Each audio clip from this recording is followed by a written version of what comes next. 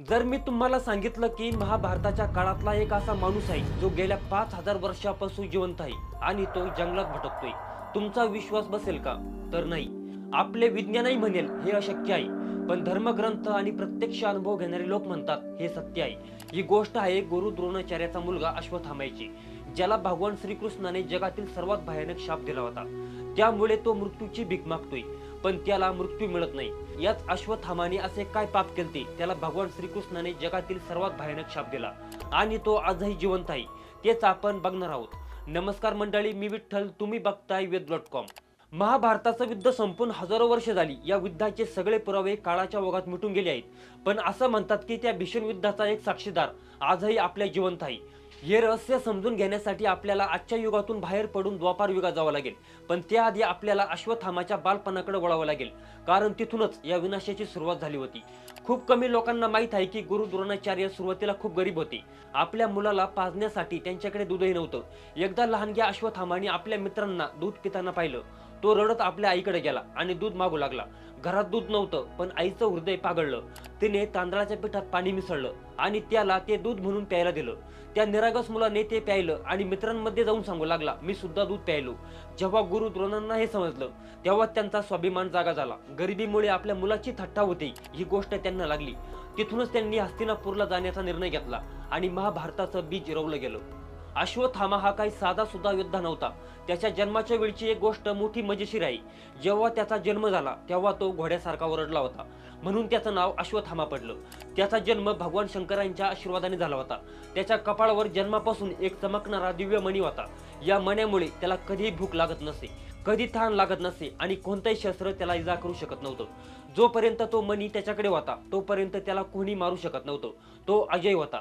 तो दिसायला खूप उंच आणि अत्यंत शक्तिवान होता. पण महाभारताच्या त्या भीषण युद्धानं अश्वत्थामाचं संपूर्ण आयुष्य बदलून टाकलं. तो दुर्योधनाचा जिवलग मित्र होता, त्यामुळे त्याने कौरवांच्या बाजूने लढण्याचा निर्णय घेतला. तो इतका भयानक योद्धा होता की पांडवांच्या सैन्यात त्याने अक्षरशः हाहाकार माजवला होता. त्याला हरवणं अशक्य होतं. युद्धाच्या 15व्या दिवशी एक अफवा पसरली की अश्वत्थामा मेला. याच गोंधळात पुत्र शोकामुळे व्याकुळ होऊन द्रोणाचार्यांनी रणांगणात आपली शस्त्र खाली ठेवली आणि ध्यानस्थ बसले होते. या संधीचा फायदा घेऊन त्यांचा वध करण्यात आला. जेव्हा ही बातमी अश्वत्थामापर्यंत पोहोचली की त्यांच्या वडिलांना छळाने मारलं गेलं, तेव्हा तो रागाने वेडा झाला. आपल्या डोळ्यात सुडाची आग होती. युद्धाच्या या शेवटच्या टप्प्यात अश्वत्थामाच्या हातून काही अशा चुका झाल्या, त्याची शिक्षा तो आजही भोगतोय. आपल्या वडिलांच्या मृत्यूचा बदला घेण्यासाठी तो रागाने पेटला होता. याच रागाच्या भरात त्याने शपथ घेतली की तो पांडवांचा वंश संपवून टाकेल. त्याने पांडवांच्या 5 निष्पाप मुलांची झोपेतच हत्या केली. इतकंच नाही तर त्याने पांडवांचा वंश संपवण्यासाठी अभिमन्यूची पत्नी उत्तरा हिच्या गर्भावर ब्रह्मास्त्र चालवलं. हीच त्याच्या आयुष्यातील सर्वात मोठी चूक ठरली. हे सगळं पाहून भगवान श्रीकृष्ण खूप संतापले. त्यांनी अश्वत्थामाला रोखलं आणि त्याला जगातील सर्वात कठोर शिक्षा दिली. श्रीकृष्णाने त्याच्या कपाळावरचा तो देवी मणी काढून घेतला. मणी काढल्यामुळे त्याच्या कपाळावर एक मोठी जखम झाली. श्रीकृष्ण त्याला म्हणाले, अश्वत्थामा, तू जे पाप केलंस त्याला मृत्यू ही खूप छोटी शिक्षा आहे, म्हणून मी तुला शाप देतो. तू कलियुगाच्या शेवटपर्यंत या पृथ्वीवर जिवंत राहशील. तू मृत्यूसाठी तरसशील, पण तुला मृत्यू येणार नाही. तुझ्या अंगातून सतत रक्त आणि पू वाहत राहील. तू जंगलात भटकत राहशील आणि तुला कोणी ओळखणार नाही. हा शाप मिळाल्यापासून अश्वत्थामा या पृथ्वीवर भटकतोय असं मानलं जातं. आता तुम्ही म्हणाल की हे सगळं खरं कसं असू शकतं, पण मंडळी, भारताच्या काही भागात अशा काही घटना घडल्या आहेत ज्या आपल्याला विचार करायला भाग पाडतात. मध्य प्रदेशात असिरगड नावाचा एक किल्ला आहे. तिथल्या जुन्या शिवमंदिराबद्दल एक गोष्ट खूप प्रसिद्ध आहे.